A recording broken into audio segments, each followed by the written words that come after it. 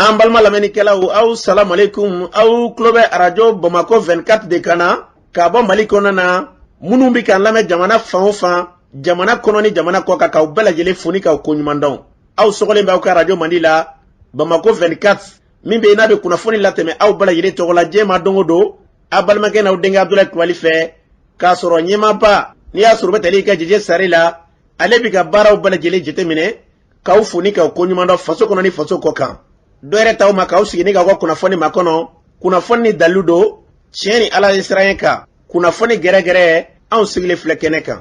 O de kan ka bɛn bi kunnafoni la sotuma bi ntɛnɛn ye dɔ fara ɲɛnamina don fɔlɔ don bi ntɛnɛn bɛnnen bɛ nazara san kalo 5nan mɛ kalo don bi o tile 10 ye ka bɛn 2021 san ma farafin kalo bɛ n'i y'a sɔrɔ n'o ye sunkalo ye an b'a la k'a fɔ bi o tile 28 ye jate la san kalo 9 don hijira san 1442 san dugawu de bɛ kɛ Ala ka ɲɛ ka d'an ma bakurunba fɔla bi kunnafoniw filɛ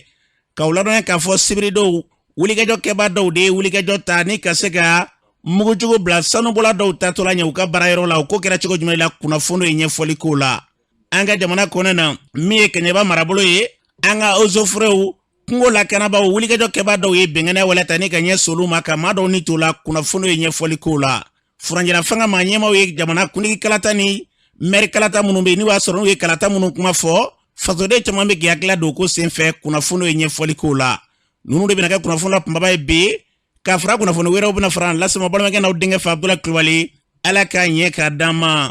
kunnafoni an b'a daminɛ k'a lɔn k'a fɔ sibirido min ye minisma kɛlɛkɛcɛw ye olu ye kunnafoni di k'a yɛrɛ k'a fɔ ko min ye Tɛsɛlit Kidali marabolo kɔnɔ na ko wulikajɔ kɛbaa dɔw de ka dɔn k'a fɔ maa dɔw tatɔla u ka baarayɔrɔ la n'i y'a sɔrɔ o ye sanubɔ baaraw ye walajugu kɛbaa dɔw de ye mugujugu filu ye o yɛlɛla mugujugu o kɔni kɛra sababu ye ka maa 2 kasara nin na an b'a lɔn k'a fɔ ka maa dɔw jɔngin tuma min na n'o kɛra minisma kɔnɔna na ko wulikajɔ kɛra Cadi kɛlɛkɛcɛw fɛ ka se ka dɛmɛ ta ka ɲɛsin maa minnu bɛ n'i y'a sɔrɔ n'olu jɔngina k'olu ta ni ka se ka taa n'olu ye lapitani ka t'olu bila Tɛsɛlit furakɛli yɔrɔ la o bɛ furakɛli danga kɔnɔna na nka u y'a yira k'a fɔ nin min kɛlen filɛ k'e ka olu ye cɛsiri min k'a kɔnɔna na hali bi u bɛ fɛn min fɔ lakanabaliya kɔni an ka jamana kɔnɔna na k'o b'a la ka wara ka taa fɛ nka fɛn o fɛn ye basigi ni lafiya ye n'olu b'o kama u seko n'u dama yira n'u ka timinanja fɛn o fɛn bɛ n'i y'a sɔrɔ Mali ka ɲɛta ye k'u b'o minɛ kɔnɔ an bɛ dugawu de kɛ an ka jamana basigi bɛna sira o sira fɛ Ala ka an ka jamana bila o sira kan n'an bɔra yen an b'a la k'a fɔ siraban kasara dɔ kɛra kunungo ka gun Segu la kɔnpanyi min bɛ wele ko Fɔnba Transport an b'a la k'a fɔ ale bɛ bɔ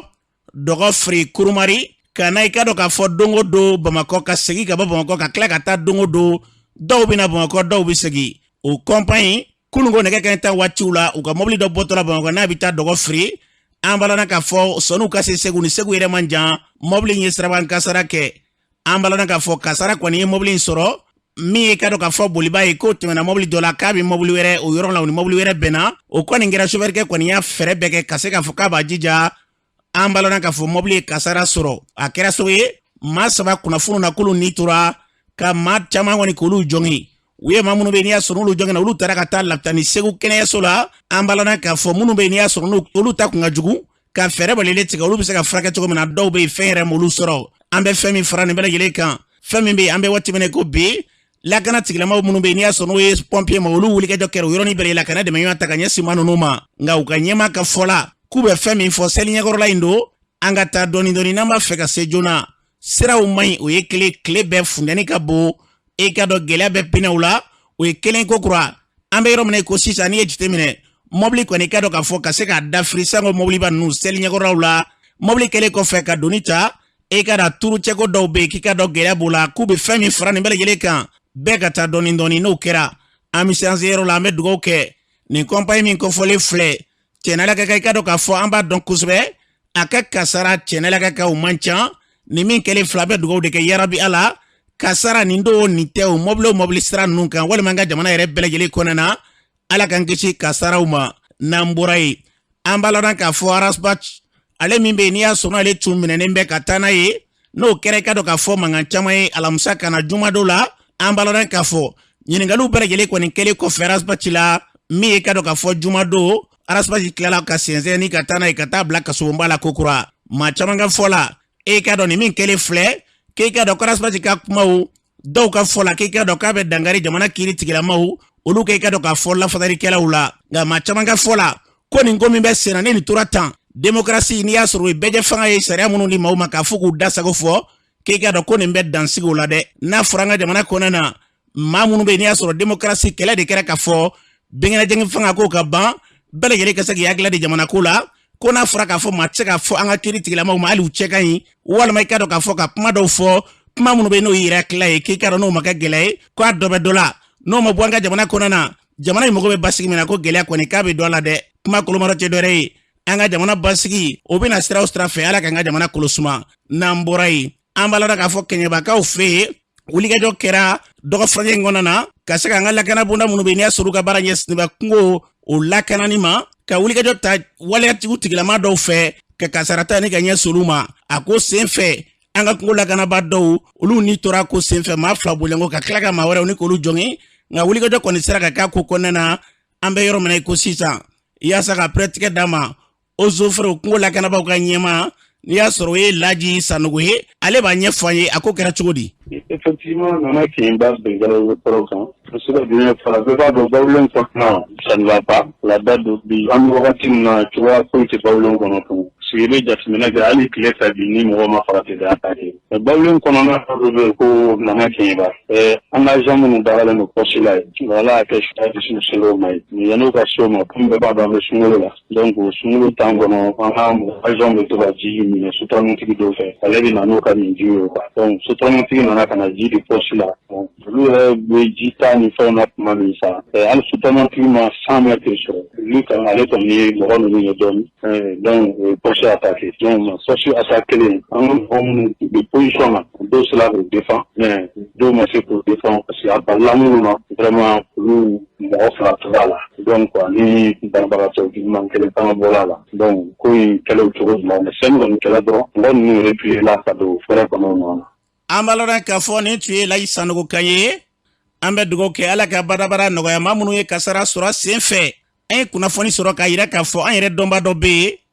o b'a la ale ka kɔɲɔ tun kan ka kɛ n'o y'a ka furusiri o tun kan ka kɛ sibiri don o baara bɛɛ lajɛlen bannen kɔfɛ ale fara juma don janaja kɛra juma maa bɛ se ka fɛn min fɔ an ka jamana kɔnɔ bi basigibaliya kɔnɔ waralen bɛ an ka jamana fantan naani bɛɛ lajɛlen fɛ yarabi ala minnu bɛ gɛlɛya ta ka ɲɛsin an ka jamana ma ala k'an don kalo dibi la n'an bɔra yen M5 RFP olu ni badaw ye ɲɔgɔn ye n'o y'an ka jamana kuntigi ye o ɲɔgɔn ye kɔnɔna na u tilalen kɔfɛ u ye ɲɛfɔli dɔw ka kunnafonidilaw ye o kumatigi maa min ye Sokɛli Kokala Mayiga ɲɔgɔn ye kun ye fɛn jumɛn de ye an k'a lamɛn. Ko président de la transition a ye M5 comité stratégique wele u ka ɲɔgɔn da lajɛ an y'a fo o la parce que n'a ye jateminɛ kɛ transition autorité bɛɛ sigira autorité kelen institution kelen sɔsɔliba ma kɛ ale ka kɔ la o ye ale le président de la transition an kun bɛ to k'a fɔ ni sɔdasi kun y'a fɛn k'u b'ale de ta comme président de la transition sɔsɔliba kun tɛ k'a la o de kama an tɛmɛn'o ka joona mais a institution tɔ bɛɛ a bɛɛ a sigira namara janfa hakilisuɲɛ kan o de y'a kɛ an ye point 10 a y'u sɛbɛn an ka gafe la an ka discours la ka di président de la transition en bolen M5 RFP comité stratégique réunion ba do kɛ conclusion ba minnu bɔra o réunion la n'a fɔ k'o de fɔ maliyɛnw k'a dɔn fɔlɔ an bɛ président de la transition fɔ a filanan an y'a fɔ a ye k'a ka responsabilité ta face à l'histoire face au peuple face à la communauté internationale parce que an ɲɛ bɛ min na maliyɛn wulila ka laɲini minnu kɛ le 5 juin 2020 fo le 18 août a si ma ɲɛnabɔ kelen t'a la min ɲɛnabɔ dɔw yɛrɛ faralaw kan injustice nana caya bingali kɛra fantaw kan dɔw ka so cira dɔw tɛ se ka manifester ka transition bɛ sira jugu min kan a ka bɔ a kan ka taa sira ɲuman kan an ye kumaba minnu fɔ ko minnu kan ka ɲɛnabɔ pour que transition ka sira ɲuman ta o b'an ka document la ni transition ala kan kisi n'a tiɲɛna M5 tɔgɔ de bɛ tiɲɛ Mali de bɛ coro an t'o fɛ donc an b'a fɛ an ka ɲɔgɔn faamu donc comité stratégique ko kuma filanan ye mun ye tɛnɛ don an bɛna réunion kɛ an ka mobilisation populaire jeunes musow toutes les victimes les syndicats les partis politiques bɛɛ k'i labɛn ni M5 ko a ye bɔ bɛɛ ka bɔ an bɛ bɔ an tɛ bɔ mɔgɔw contre an bɛ bɔ pour le Mali donc o programme de bɛna boloda an bɛna date fixer mɔgɔw kan ka bɔ commune la don jumɛn kan ka bɔ cercle la région la ani bɔliba kan ka kɛ don jumɛn pour coïncider avec l'anniversaire du 5 juin. Donc au kuma bena fo tenedo ni min borala abena jense jamana bela. Ya ni wati kase ni président de la transition ya wele anga nyuma kuma ya. Malien bena bokalama ante fen dugo mugola anta dugo président la anta dugo jamana doma. Ambaloran ka fo ni tu ye shogal ko kala maiga ni tu ale kan M5 RFP tola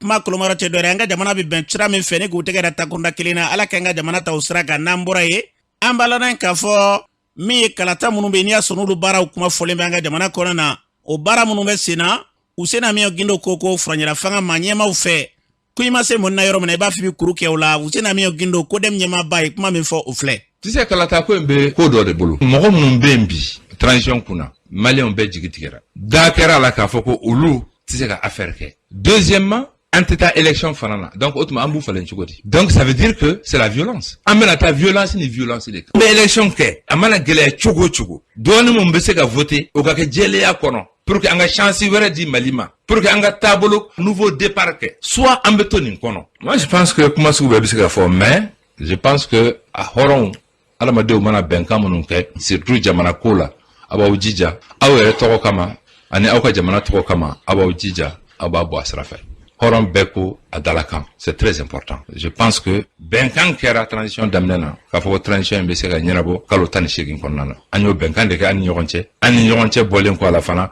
anyo benkan de seme diena anteru ni bella donc il est important de respecter maintenant chronogramme mun dira tiedu adira chogomuna soit il va soro ngani were ba ko fe soit il va soro à quoi maîtriser l'intercosobe parce que kalo duru kono dedu kalo duru était pratiquement nico 31 octobre au référendum au scrutin folloy communal au scrutin flanay élection de cercle au scrutin sabonay élection régionale au scrutin nanay présidentielle ni législative couplée au durunay présidentielle deuxième tour au woronay législative deuxième tour élection wolom la kalo duru kono anga jamana kono je pense que techniquement avec Galéa humainement avec Galéa financièrement avec Galéa je pense que yoromuna non desera ka monique angana essayer ka fokambeta kurudo la c'est très difficile deuxièmement référendum ni ko référendum ni chronogramme électoral ke ka bla ka référendum bla nyefe référendum mana ke ka constitution kurata mais désormais au constitution kurata de boli mais chronogramme électoral mon dibi ça veut dire que au te boli bléon donc chronogramme électoral dit kunte si réellement référendum ko be ambaloran ka foni tu usena mi ogindo di tu ale kanye anga jamana kono basigi abina sera strafe yarabi alala ka jamana blo straga nambora ye sente konana mi adama jarani belejele kalema ko ben le cerveau e ka do fanga mi niya sorno dafrila wuliga do madugo la o sinfe ay wuliga do chamange o kofe fo kasola do munungera ale tumbe ola ben le cerveau aya ira ka fo bi anga jamana konana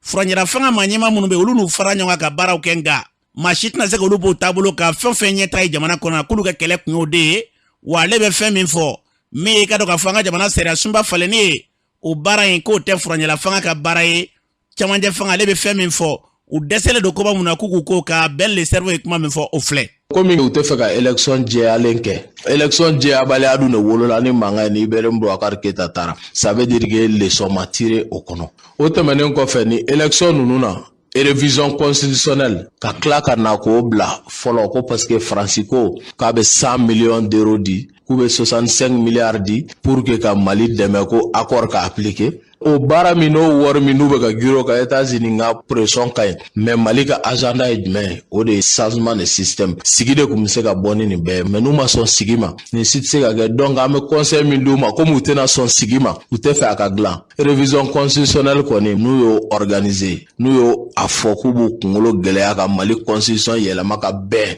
mo wata mi marfata ka Mali on faga olu sagoma ka Mali fara ka Mali buruja ka Mali dendo ofsa ni doye don nugo bo barake octobre la o ye ku yere kaburu se nu yere nyine ko ki nyike ki yere kaburu se fali ba to wotoro la ko hina mina mise ko de fo ame domina ko bi je l'ai dit à Ibrahim Boubacar Keita nous allons paralyser le pays élection législative c'est fait anya wulika joke Ibrahim Boubacar Keita yere nyini ni makuma me bita makoronga valisi kono bi mimbe ka fo autorité de la transition nous kube Mali constitution yele maka beni accord ni France be min ka on to don o y'u ni Faransi ka ko ye n'u k'u bɛ accord mise en œuvre kɛ mɔgɔ tɛ sɔrɔ diɲɛ kɔnɔ Faransi tɛ hali ni États-Unis farala kan min bɛ se k'u bɔ peuple malien bolo jamais u t'a ɲɔgɔn jɔjugu fila fili ji la diɲɛ kɔnɔ o ladilikan de bɛ n bolo ni min y'a kɛ menace ye i bɛ se k'a bila o minɛn kɔnɔ ni min b'i bolo n bɛ Kati kɔkɔ plateau la yan donc pour moi tani ka segin kɔni o kuma t'anw fɛ an bɛ ɲɔgɔn kan yan donc n'u ye nin mɛn ladilikan ye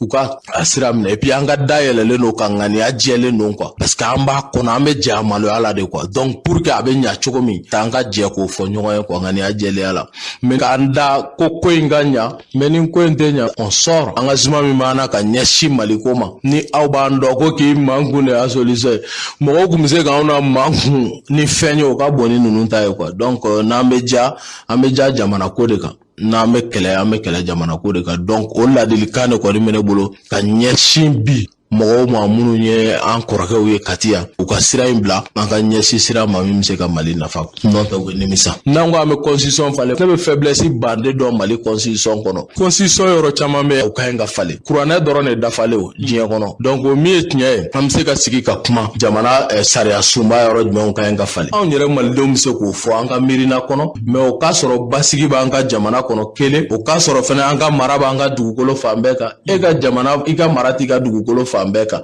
ni e wulila k'i b'i ka sariya sunba falen ka tila k'o kɛɲɛ jumɛn ma ko accord et puis i ye jɔn fana wele tugun diɲɛ mɔgɔ Occident ka ciden ka na o tigilamɔgɔ sigi est ce que bi mɔgɔ yɛrɛ ka ɲi ka miiri e ma lakana ko fɔ maliyɛn fagali ka jɔ i m'o fɔ au même moment que Wage taara ka taga papier signer ka i kɔ don ko Mali constitution ka bila ko ka bɛnkan sɛbɛn ta donc n'o tigilamɔgɔ Wage kelen ka baara kɛra k'anw ka jamana kɛɲɛ ni accord d'Alger papier d'Alger o tɛ bali mɔgɔ la o parce que a taara farabugu a y'a ɲɔgɔnna kɛ comme si mɔgɔ tɛ ko dɔn parce que ale nɛn ka di a bɛ kuma mais nɛnja kɔfɛ kisɛ tɛ jabala kɔ kodɔnnaw bɛ yɛlɛ i ma de mais mɔgɔ minnu tɛ ko dɔn olu bɛ ka tigɛrɛ f'i kun quoi parce que an ɲɛ b'u la vive farabugu maintenant en fait libre population va à ses activités mais sur quelles conditions o de ye Wage ta ye quoi u ka ɲi ka tabure de ta k'u sigi mɔgɔw b'u kalan cogoya min na u k'a dɔn ko an tɛ tilemakɛla nin ko in na quoi an ka jamana minɛlen a 80% i bɛ mo révision ko kuma fɔ n'i bɛ miiri jamana in na hali fitinin et un président ni mɔgɔ min bɛ discours dɔ k'i bɛ discours analyser n'i ye banna u ka kuma la mais commandement de don zéro corruption jɔn minɛna kaso kɔnɔ de furanna terroriste 100 joli ni kɔ bilala o bɛɛ kaso kɔnɔ furanna bi terroriste kelen tɛ Mali bolo kaso kɔnɔ o de ye banna u ka bila ye o kan bandaw est venu zéro terroriste détenu o tɛmɛnen kɔfɛ mɔgɔ minnu ko minɛna n'o ye Bakari Togola ye ko miliyari 9 Sidiki Nfa ko miliyari 4 olu fana bilala pendant la trahison donc a tɛna fɔ la ko bravo bandaw zéro punition zéro arrestation an b'a lɔn k'a fɔ ni tun ye Adama Jara ni bɛɛ lajɛlen kama bɛn le cerveau a bɛ CNT la nin tun y'ale ka kɔrɔfɔ ye an ka jamana bɛ basigi sira o sira fɛ ala k'an ka jamana bila o sira kan n'an bɔra ye Amsardine sifinnakaw fɔ cogo la o y'a jeunesse ye olu ye fara ɲɔgɔn kɛ k'a yira k'a fɔ bi fɛɛrɛ jumɛn de bɛ bi n'o kan ka tigɛ ka ɲɛsin karamɔgɔ ma Seydou Ousmane Marina Haidara a ye baara minnu kɛ k'u da so ma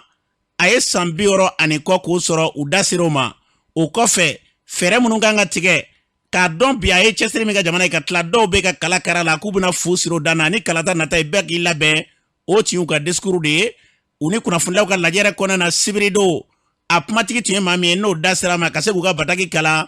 o ye ka dɔ k'a fɔ Bakari Cɛmɔgɔ Sidibe de ye ale ye kuma min fɔ an k'a lamɛn. Ne ye Bakari Cɛmɔgɔ Sidibe sigiyɔrɔ bi o ye Bɛwani n ye maire danga fɔlɔ ye o kun yɛlɛmana kafo kɔnɔ ɲɔnɔ sɛtiri la san 66 an karamɔgɔ y'o sɔrɔ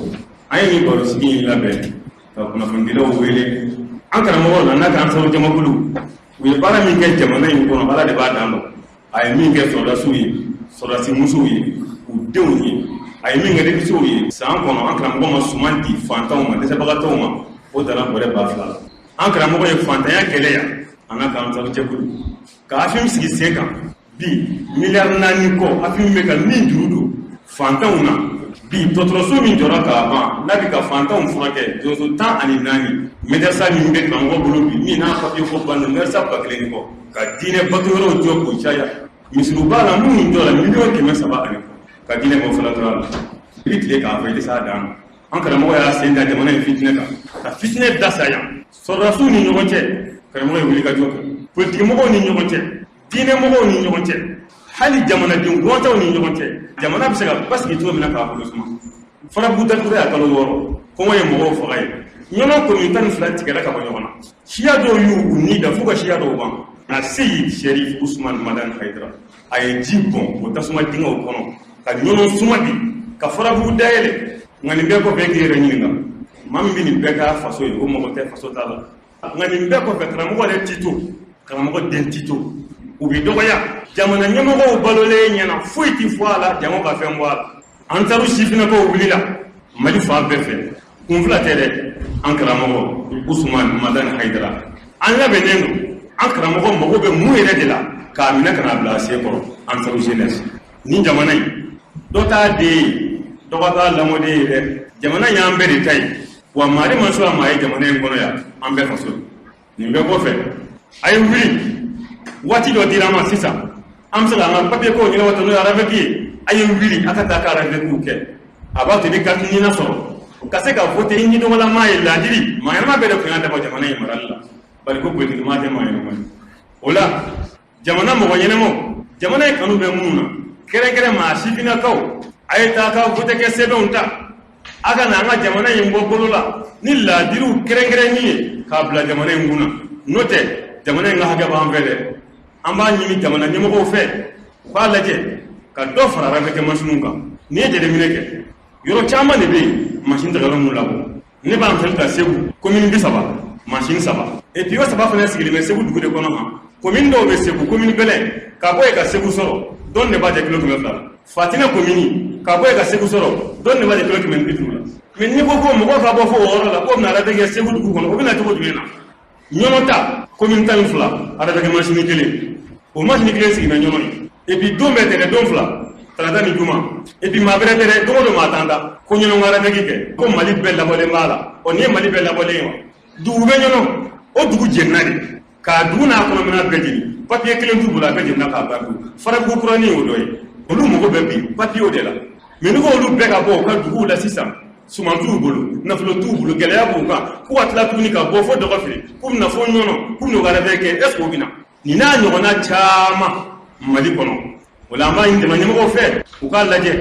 kalo 2 de tun dira an ma u b'u ban nin kalo in na u k'a lajɛ kun ka dɔ wɛrɛ sigi sen kan ka tila k'o kɛ ka Mali labɔ de a kana kɛ k'a sigi yɔrɔw la tama yɛrɛ a ka yaala ka taa commune bɛɛ la walasa bɛɛ bɛ se k'a arabɛki sɔrɔ cogo min na k'a ɲini an ka sifinnakaw fɛ kɛrɛnkɛrɛn ma Ansaru jeunesse jamana in kunu a tun bɛ ka mara ni marifaw de ye bi marifa tɛ k'a mara dɛ kodɔn de b'a mara gundo sɔnni kɔnɔ ɔ n'a ma ɲɛ k'a bɛ mara yen ne ni ɲɛmɔgɔyaso ka weleli da kan ye k'a daminɛ international la ka jigin an ka nationaliw fɛ bɛɛ lajɛlen ka bɛnkan don k'a di an ka taru sifinnakaw ma a ka cogo bɛɛ k'a ka to ka arabɛkiw kɛ jamana in an ta de don wa an mago bɛ jamana in na k'a bila sira ɲuman kan ni maa ɲuman tɛ jamana tɛ sira ɲuman sɔrɔ an b'a lɔn k'a fɔ ala kɛ maa ɲuman dɔn an gɛrɛsɛgɛ la an ka jamana basigi ni lafiya u bɛ sabati siraw sira fɛ ala k'an bila o sira kan n'an bɔra yen an b'a lɔn k'a fɔ découpage min kuma bɛ sen na n'a kɔrɔfɔw kɔni cayalen bɛ fan caman fɛ sogolokaw tun ye fara ɲɔgɔn kɛ kunnafonilaw tɔgɔla duba kɔnɛ la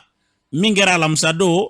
a kɛnɛ kan seera minnu sɔrɔla ye o filɛ tɔgɔ ko Sekina Jara ne association pour le développement de l'arrondissement de Sogolo ne y'a président ye par intérim an bɛ kuma mun na ne tun ye Sogolokaw ka expert ye Segu en 2018 n bɛ se k'a fɔ ne yɛrɛ y'a kunkoloba dɔ ye bi yɛrɛ kun ye mun ye an bɛnna ko dɔ de kan an ye critère 4 de kɛ pour que ka dugu ka cercle ɲininkali bɛ kɛ est ce que dugu in delila ka kɛ cercle ka kɔrɔ yanni bi cɛ o critère la Sogolo dɔrɔn de y'o remplir dugu ta la bɛɛ ta kɛra 0 ye 30 points poids démographique la an ka jama ka ca n'u ta ye économie na on a 43% a bɛ Gambia ka mun ko mɛ ɲɔgɔn da tɛ dɛ dɔgɔfiri de kɛ Gambia ka donc an bɛnn'o kan papiyew nana Bamakɔ an taara audition la fo assemblée la donc an yɛrɛ kɔnɔ hakili la sisan kɔni a banna u bɛ taa n'a ye conseil des ministres la a bɛ fɛ a fɔra ɲɛna 20h30 ko dɔw wele la maa 40 ni ɲɔgɔn na maa ɲɛ ma da papiye in kan dɛ parce que an ye mankan wuli papiye mɛ ye papiye kun na circulation na mais an bɛ mun ɲini jamana ɲɛmɔgɔw fɛ u k'an ka cercle d'an ma bari an ka cercle an b'a nɔfɛ kun jumɛn na n'a ka d'a ye a taa archive la Kati kan mun kuma b'a la ka fɔ Kati kan bɔra choix la de ka na Kati kamiterɛri kun tɛ Kati dɛ a bɔra choix la de ka na Kati Kati yɛrɛ kin mɔgɔ dɔw bɛ yen n'i taara a bɛɛ ye choix lakaw ye kɛlɛ kun t'a la o parce que ne tun bɛ analyse nationale la bɛɛ bɛn n'i ta kan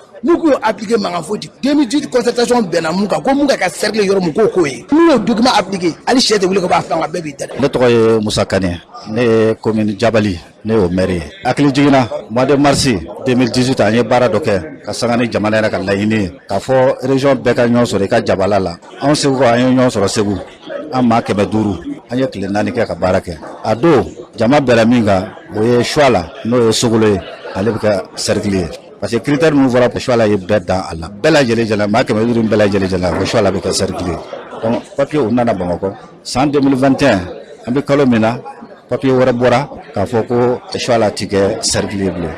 donc a balila na jamana kɔnɔ maa 150 bɔɲɔgɔn bɛ se ka wuli ka baara min kɛ n'a fɔra ko baara maa damadɔ bɛna tile damadɔ ka se ka o wuli a bɛ maa kamana gan choix la ye dugu min ye dugu barikama don dugu kɔrɔ don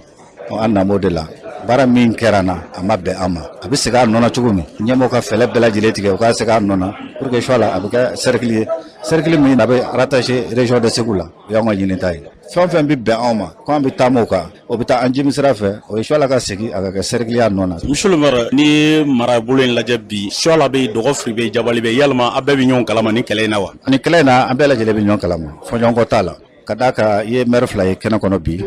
maire sabanan an bɛ dugawu kɛ farigan min b'a la ala ka wuli hɛrɛ la a ka nɔnabila kun bi yan commune 3 in maa ni maa tɛ fɔ ɲɔgɔn na. Ne tɔgɔ ko Mafasila chambre président dɔ ko bɔ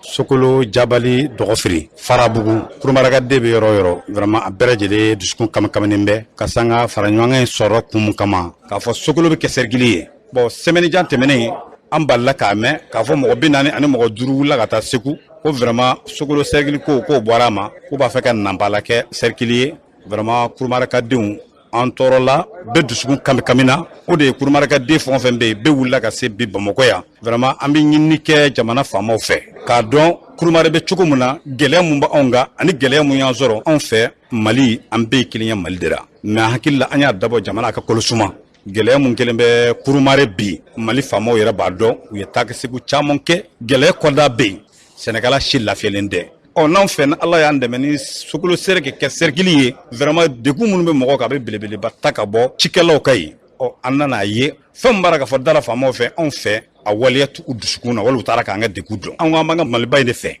mais Mali ɲɛmaa minnu bɛ yen u k'u kɔfilɛ an ka Kurumare la bi ka sanga gɛlɛya mun bɛ yen Jabali Sokolo Dɔgɔfiri nin ye yɔrɔ min ye bi gɛlɛya mun bɛ yen ni gouvernement m'a lajɛ k'a kɔfilɛ la an dusukun kamikamin b'o de la. An b'a lɔn k'a fɔ nin tun ye seereya dɔw ye minnu bɛ yen n'i y'a sɔrɔ olu sɔrɔ a kɛnɛ kan a ko senfɛ Sogolokaw ka maire Dramane Senpara ale yɛrɛ b'a ka dusumakasa yira senfɛ an ka lamɛn. Ne ye Dramane Senpara ye ne ye Sogolo n'u k'a ma choix la ne y'o maire ye découpage baara fɔlɔ minnu kɛra 2018 Ɲɔnɔ ani Segu n'o jaabiw nana sisan u nana o jaabiw yɛlɛma u y'a yɛlɛma an ma ɲininka an t'a kun dɔn jaabi min sɔrɔla 2018 a fɔra ko Sogolo bɛna kɛ cercle ye o de jaabi tun bɛ yen critère minnu fɔra Sogolo de kɛra premier ye an y'a mɛn kɔsɛ in na ko Sogolo tan k'a bilen ko nanpala de bɛna k'a ye mais comme anw yɛrɛ ma wuli a réunion na bon Mali papier ko tɛ n'a kɛra papier bɔ an ye gafe dɔw ye a sɛbɛnnen b'a la hali o gafe yɛrɛ la Ɲɔnɔ ye commune 12 de mais o kɛn bɛ ka Ɲɔnɔ kɛ commune 8 ye o ye commune 4 bɔ a la n'o ye Sogolo Jabali Dɔgɔfiri ani nanpala ye o ko nanpala bɛ kɛ cercle ye donc san bɛ taa min an ka ɲinifɛn ye mun ye jama bɛnna mun kan 2018 n'a gafew bɛ yen nɔ ni dalu kɛnɛkɛnɛ b'a la n'o ye Sogolo ka kɛ cercle ye an b'o de ɲini Sogolo ka kɛ cercle ye a ka to Segu mara kɔnɔ an b'o de ɲini. An b'a lɔn k'a fɔ nin tun ye Sogolokaw ka maire Dramane Senpara kuma kolomara tɛ dɔ wɛrɛ ye n don cogo la ka fisa tan bila cogo la fɛn min bɛ yen n'o ye laɲini ye kunnafonidilaw camanba tun bɛ kɛnɛ kan maa caman y'a yira k'a fɔ nin ye dabalibanko de ye ka bɛnkan kan k'a baara bɛɛ ban ka tila k'o to yen ka tila ka na ko wɛrɛ kɛ an bɛ fɛn min fara nin bɛɛ lajɛlen kan an bɛ deli ka nin fɔ k'i sigilen to bureau kɔnɔ na ka yɔrɔw labɛn walima k'i sigilen to bureau kɔnɔ na ka kɛnɛ caman bɛ yen k'a latigɛ o de bɛ kɛ so i ka gɛlɛya don a caman na n'o tɛ Mali faama ka gɛlɛya tɛ dɔ wɛrɛ ye dɛ u tɛ taa kɛnɛ si kan u b'u sigilen to k'a balalen labɛn walima maa 2 ni 3 de b'u ni dungana kuma f'u ye u bɛ tɔrɔmɔɲɔ di minnu ma minnu tɛ se k'a f'u ye ko nin ma ɲi minnu bɛ yen n'u ka fɛn bɛɛ ka ɲi olu ɲɛkɔrɔ b'olu dama de bila ka waleyaw kɛ o de kɔlɔlɔ bɛ tila ka wuli caman na ka se ka gɛlɛya se maaw ma walima ka maaw bila ɲɔgɔn na u ka fɛɛrɛ bɛ tigɛ ka taa kɛnɛw kan ka kow sɛgɛsɛgɛ ka kow ɲɛɲini u bila kun de don jamana bɛ fɛn bɛɛ d'u ma kama n'u y'o kɛ an ka jamana gɛlɛya caman bɛ bi an da bɛ se min ma o gɛlɛyaw e ka dɔn fura bɛ sɔrɔ bala la ala ka kelen ɲuman d'a ma n'an bɔra yen an b'a lɔn k'a fɔ bi an ka jamana kɔnɔ na maaw bɛ ɲɔgɔn sɔrɔ la fura min bɛ yen n'i y'a sɔrɔ o ye coronavirus ye a vaccin min nana o kɛ ko kunfɔlɔ dɔw kɛra kunfilananw olu baaraw sigira sen kan hôpital Mali la dɔgɔfuranye tɛmɛnen in na an b'a lɔn k'a fɔ min maa dɔ ye ale wulila k'a ta kɛ n'i y'a sɔrɔ Omar Sumare ale kelen kɔfɛ k'a ta kɛ ale ye wele bila fasodenw ma a ye kuma min fɔ o filɛ. Ne ka carte de vaccination kan le 10 de la mais n nana n ko min kɛra rappel kɛ a kana na ban n bɛ min f'u ye mɔgɔnifin i ka da i ba n'i fara jamana faso o tɛ se ka taa fɛn jugu ɲini ka na ka a denw na c'est comme ni mɔgɔ min k'i ma sisan wolomuso bɛ pɔsɔni k'a den kɔnɔ e b'o faama cogo di? Y'a dɔn ka gɛlɛn. Bon ne kɔni min bɛ ne fɛ ne bɛ faso de fo ani faso baarakɛlaw. U kɔni tɛ ne fɛ u k'u ka kɛta kɛ. Ala de b'u sara. Ala ka faso in taa ɲɛ. Hakilima dɔgɔmanitigi minnu b'an cɛ la, Ala ka hakili ɲuman d'a n'u ma. Ala ka faamuyali hakili ɲuman d'u ma. Ala ka faso kanu don u dusukun na. Parce que n'i t'i faso fɛ o de b'i bila nin fɛn na sugu la. Faso ka taa nin wariba don fura la ka na. Mɔgɔw ka taa manamana k'a fɔ ko ne ti ka da donna da bɔra ta. Jamana masakɛ bɛ sɔn a ka jamanadenw fa. E bɛ sigi jɔn kun. Lɔgɔtɔrɔ bɛ sɔn ka mɔgɔw fa. A ka banabaatɔw fa. Mɔgɔ Ala ka hakili ɲuman d'a n'u ma. An b'a lɔn k'a fɔ ni tun ye Umaru Kan ye jamana in kɔnɔ na an bɛ dugawu de kɛ fɛn fɛn basigi ni lafiya ye an ka faso kɔnɔ Ala k'o sabati n'an bɔra ye sibikaw fɛ yen wulikajɔ dɔ kɛra n'i y'a sɔrɔ ye projet kɛrɛnkɛrɛnlen dɔ ye k'o sigi sen kan min bɛ yen n'i y'a sɔrɔ n'o ye Sɔmɔko yɛrɛ baara yakubali kama ye o baaraw sen fɛ min ye ka dɔn k'a fɔ Madi Kamara ale b'a ka nisɔndiya yira sen fɛ an k'a lamɛn. FEPAFAM ka dɛmɛ in a diyara anw ye dɛmɛ sugu jumɛn don ka na ka sɔmɔ baara don ba la an bolo fɔlɔ an tun bɛ sɔmɔko la mais an tun tɛ valeur don a la mɔgɔw yɛrɛ tun bɛ sɔmɔ tigɛ ka yiri wɛrɛ turu a nɔ la parce que ko nafa tɛ sɔmɔ la mais PAFAM de nalen y'a yira an na k'a fɔ ko ja fɛn yiri wɛrɛ de bɛ tigɛ ka sɔmɔ don mais sɔmɔ tɛ tigɛ ka yiri wɛrɛ don est ce que y'a faamu bon a nafaba min fana b'an kan o bɛ ka formation min d'an ma formation min b'an nafa yɔrɔ wɛrɛ la hali min tɛ sɔmɔ baara dɔrɔn ye donc a b'an kunnafoni sɔmɔko la ka tila a faamuya kelen bɛ continuer ka taa bolo wɛrɛ kan hali min tɛ sɔmɔko ye vraiment o kɔni o diyara an ye kosɛbɛ bi an bɛ kɛnɛ min kan sisan o ye unité de transformation jɔ unité de transformation ye mun ye an kan ka sɔmɔ ji ninnu bɔ yɔrɔ min na an kan ka sɔmɔ ji bɔ yɔrɔ min na k'a kɛ siro ye k'a feere mɔgɔw ma a kɛcogo ka ca u yɛrɛ taara ka liberté d'an ma ko hali n'an bɛ yiri sugu wɛrɛ i n'a fɔ mangoro ni yiri wɛrɛw n'an bɛ se ka yiri sugu sɔrɔ k'an ka na a baara kɛ yan olu kɔni bɛ minɛnw bɛɛ k'a kɔnɔ minɛn minnu bɛ an ka baara ninnu kɛ fɛn fɛn kɔni tɛ sɔmɔ tiɲɛ k'an ka na bɛɛ ɲɛnabɔ yan. An b'a lɔn k'a fɔ o kɔfɛ min bɛ tali kɛ Umaru Tambura ale y'i ka dɔn k'a fɔ sɛnɛko yɛrɛ ɲɛmayaso min bɛ nin baaraw kunna ale ye kuma ta kɛnɛ kan a ye kuma min fɔ o filɛ. An ka direction an ye hakilina sigi ka projet ba dɔ dilan n'a bɛ fɔ o ma ko projet d'appui à la filière anacarde projet mun ɲɛsilen don ka sɔmɔ ko o yiriwa Mali kɔnɔna la a sɛnɛ ani a bayɛlɛmali walasa a bɛ se ka kɛ sababu ye ka nafa se ayiwa an ka cikɛlaw ma ka nafa se bayɛlɛmalikɛlaw fana ma parce que bayɛlɛmalikɛlaw n'i y'a jateminɛ o ye o caman ye an balakaw ye n'o ye musow de donc a bɛ kɛ sababu ye ayiwa ka an balakaw fana dɛmɛ bayɛlɛmali la walasa dɔ bɛ se ka fara u ka sɔrɔ kan bi an nana kɛnɛ min kan bi ayiwa projet in kɛra sababu ye ka magasin 18 de jɔ parce que projet in bɛ baara kɛ Mali région 3 de kɔnɔ a bɛ baara kɛ Sikaso région kɔnɔ a bɛ baara kɛ Kulukoro région kɔnɔ an bɛ Sibi yan Sibi bɛ Kulukoro mara de kɔnɔ a bɛ baara kɛ Kayi région fana kɔnɔ donc n'i y'a jateminɛ projet in ye magasin 18 de jɔ ka tila ka kɛnɛ dilan n'a bɛ fɔ o ma unité de transformation an b'o kɛnɛ de kan ye pour que ka sɔmɔ k'a bayɛlɛma o 5 de jɔra donc Ala y'a kɛ Sibi garisigara o 5 la donc an nisɔndiyalen de don ka d'a kan ni baara mun bɛna kɛ nin bɛ kɛ sababu ye ayiwa ka sɔmɔ bayɛlɛma an ka jamana kɔnɔ ni sɔmɔ bayɛlɛmara ayiwa o bɛ baara di denmisɛnninw ma o ye kelen ayiwa a bɛ kɛ sababu ye fana ka dɔ fara dugu yɛrɛ ka sɔrɔ kan parce que an bɛ yɔrɔ min na n'o ye Sibi ye ayiwa dɔ bɛ fara u ka sɔrɔ kan o kɔfɛ fana sɔmɔ ye fɛn barikaman de dun ka fɔ yɛrɛ la fɛn dɔ bɛ sɔmɔ la a tɛ dumuni tɔ o la hali denmisɛnninw yɛrɛ ka balo la sɔmɔ jɔyɔrɔ ka bon kosɛbɛ donc n bɛ foli lase coopération espagnole ma ka foli lase union européenne ma ka foli lase direction générale de la santé ani institut d'économie rurale ani an yɛrɛ ka direction a n'an baarakɛɲɔgɔn bɛɛ parce que an bɛɛ de jɛra ka nin baara kɛ walasa nin hakilina in bɛ se ka sabati sɔgɔmada in na. An b'a lɔn k'a fɔ ni tun ye Umaru Tambura kan ye u y'a fɔ cogo min na dabɔkun ye ɲɛta min Ala k'o sabati n'an bɔra ye dɔ furancɛ kelen de taara kunnafonidilaw tɔgɔla don o ɲɛnamali kama an ka jamana kɔnɔ gɛlɛya fɛn fɛn bɛ kunnafonidilaw la ka se k'a balayɛlɛ kunnafonidilaw ka ɲɔgɔn ye kunnafonidilaw tɔgɔla du kɔnɔ na ka kuma caman gɛlɛya minnu b'u ka yɔrɔ ni yɔrɔ ani maa minnu bɛ yen n'i y'a sɔrɔ n'u bɛ minɛ cogo la bɛɛ lajɛlen ka se k'o dantigɛ dɔ furancɛ kelen bilala o baara kama a ko sen fɛ min ye Fagara Fayenke ale ye ɲɛma dɔ ye a ko kɔnɔna na dɔgɔ furancɛ in kuncɛlen kɔfɛ a ye kuma min fɔ o filɛ. N'i ye jateminɛ kɛ convention collective nin kabini waati jan INAJOM Union nationale des journalistes du Mali ni n'o ye o ɲɛmɔgɔba ye kabini yɔrɔ jan a mɛnna ne ye président min remplacé Ala ka hinɛ la n'o ye Ibrahim Fambaw Kulibali olu ni Sadu Yataraw n'o ye maison de la presse kɔrɔ président ye ale ye san 10 k'a la olu de ye hakilina ta k'an bɛ fɛn fɛn na ni journaliste n'a ti sara ni journaliste tɛ INPS la maa kana baara kɛ ale tɛ INPS la ale tɛ AMO la ale tɛ foyi la hali sara wari a tɛ d'a ma aw ko o ka bonya kɛ k'o ka an ka danbew bonya o kana dankari mɔgɔw la an bɛ yɔrɔ min na bi e yɛrɛ ɲɛ b'a la siranya ko don an bɛ ka taabolo min kan nin ye n'i ye Mali commune ta 703 communes arajosow b'a bɛɛ kɔnɔ arajosow ka ca ni 1000 ye n'i ye télévision ta o don na an ka doyen dɔ y'a fɔ ko télévision min bɛ Mali la bi k'a tɛ Sénégal k'a tɛ Burkina a tɛ Côte d'Ivoire n'i ye radio so ta Mali la bi radio so ka ca ni sous région bɛɛ ta ye n'i ye journaux ta n'i ye Facebook ni fɛnw ta an ko ka sariya kɛ nin bɛɛ la mais ni sariya kɛr'u la journalistes bɛ former denmisɛnninw bɛ sɔn formation ma mais ni denmisɛnninw formera e kana baara kɛ dɔrɔmɛ kelen t'e bolo kalo la patron min don o ko k'a tɛ se k'a d'i ma i bɛ min sɔrɔ terrain kan ko o de y'i garijɛgɛ ye n'i sɔrɔla ka mɔgɔ sɔrɔ min bɛ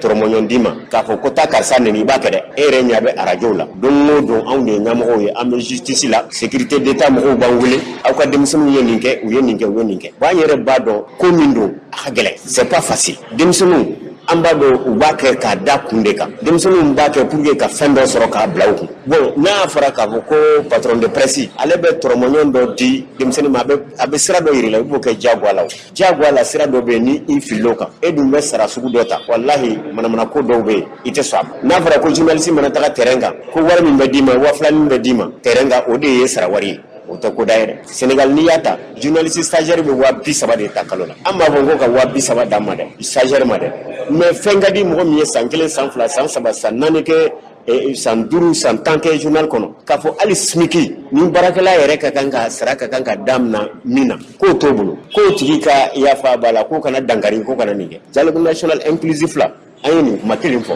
nka u bɛ fɛn fɛn kɛ passage obligé des conventions yi ni profession n'a ma encadré journaliste bi se ka jamana tiɲɛ u bi se ka jamana wuli u bi se ka problème do jamana kɔnɔ an balodan k'a fɔ ni tun ye fangara fajenke a y'a fɔ cogo min na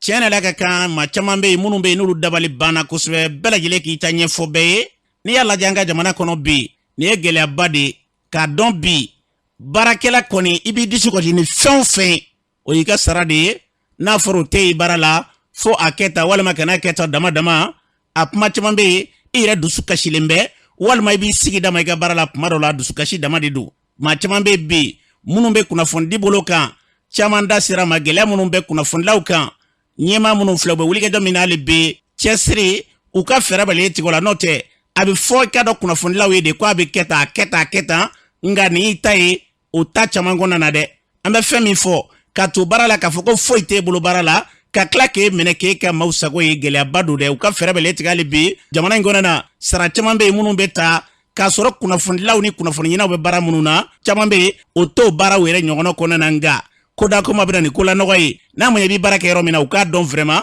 ninnu de ye baarakɛlaw ye bi ninnu de bɛ bi maa joli bɛ sigi bi ka ninnu ka sɛbɛnniw kalan walima maa joli bɛ sigi bi ka ninnu lamɛn walima maa joli bɛ sigi bi ka se ka ninnu filɛ u bɛ kɛta minnu kɛ ka tila k'a ye k'olu bɛ ɲɛnibagoro la jamana kɔnɔna na o tɛ ko bɛn ta ye dɛ ala ka hakili ɲuman d'a ma n'an bɔra ye sunkalo ye tile 28 sɔrɔ su in na ye su 29 su ye Maliki Danbele o nafila ni o dugawu ye jumɛn ye sunkalo 29 o nafila o ye jɔko 6 de ye jɔko kelen o kelen an bɛ fatiha kalan ka kulu wala o siɲɛ 11 d'a kan o tuma n'o banna ka salamu bila i bɛna dugawu min kɛ i yɛrɛ ye o de ye nin ye Allahumma ghassini fihi birrahma warzuqni fihi tawfika wal isma wa tahhir qalbi bin ghayahi bit tuhma ya rahiman bi ibadihi almu'minin i b'a fɔ ala ne datuguni hinɛ ye nin sunkalo in kɔnɔ ala i k'an gɛrɛsɛgɛ bɛnsema ma ani tanga ma ka bɔ jurumaw ma nin sunkalo in kɔnɔna na ala i k'an dusukun saniya ka bɔ tuhumani o dibi fiw na y'a ye ala min ne bi hinɛ a ka jɔn muminw na o y'a dugawu ye ala ka ni sababa bɛn ala k'o dugawu minɛ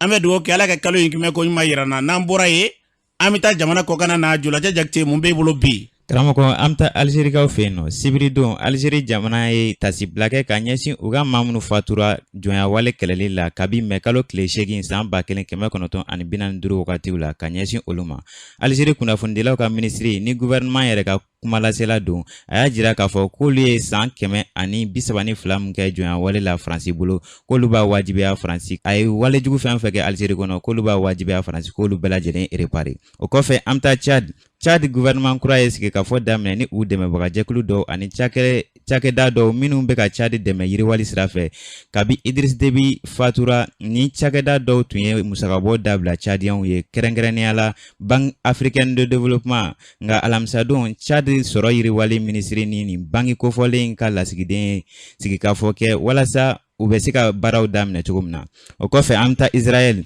Juma don Palestiniens ani Israël polisilakaw karila ɲɔgɔn na Jérusalem misiri dɔ kɔnɔ o kɛra sababu ye ka Palestiniens mɔgɔ 200 bɔɲɔngo ani polisilaka mɔgɔ 17 jogi. Arabu jamana caman ye nin wale jugu in kɔn. États-Unis jamana ani Union européenne ye welewele da kɛ a laɲini ni maa ninnu fɛ k'u ka bɛn ko la. An bɛ laban ni ka taa Mexicaw fɛ nɔ ka sanga ni métro dɔ ka sirabanga kasara ye dɔgɔkun tɛmɛlen. Mexique jamana ɲɛmaaw ye sɛgɛsɛgɛli dɔ boloda walasa ka dɔn fɛn mun kɛra nin kasara in sababu ye. O senfɛ jalaki binna maire kɔrɔ dɔ kan. Mexique jamana ani jamana wɛrɛ koɲɛw ɲɛnabɔbaga ministre don a bɛ wele ko Marcel Ebrard ka sabu kɛ a ka négligence ye. Barisabula ko sira in kun tiɲɛna a mɛnna a ɲinina fɛ k'a ka dilan mais a ma sɔn. Hakilina jigila mɔgɔ 25 de fatura ani mɔgɔ 80 o jogina ka sabu kɛ nin sirabanga kasara ye. Karamɔgɔ nin bɛ dan sigi an ka kɔkan kunnafoni na. An bɛ dugawu kɛ yarabi Ala maa minnu ye kasara sɔrɔ Ala k'u kisi a ɲɔgɔnna wɛrɛ ma k'an bɛɛ lajɛlen kisi k'an tanga. An bɛ fɛn fɛn nɔfɛ ɲi sago ni jugu sago an fɛn fɛn sago Ala k'an sago kan ye.